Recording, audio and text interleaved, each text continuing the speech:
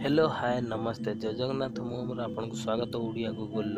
हाँ फ्रेंड आपड़ जो गोटे नुआ यूट्यूब चैनल खोलने चाहते आपन को बहुत हेल्प हम ये वीडियो रे आपन ये वीडियो को फास्ट टू लास्ट जान फॉलो करूँ सब जापर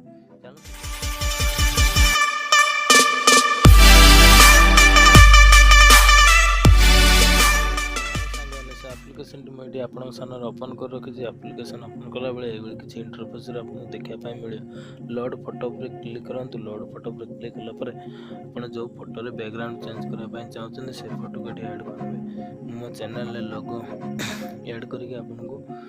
मो चैनल लोगोर बैकग्राउंड चेंज कर देखा दूसरी सिंपल ये चैनल लोगो ऐड करने आप साइज यदि जो साइज रखापी चाहते से साइज एड करने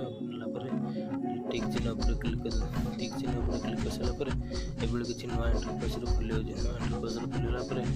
ऑटो पर क्लिक कर ऑटो पर क्लिक कला बिंदु टाणी धड़ा ये भितर छाड़ी दिखाते देखो गोटे क्लिक केमती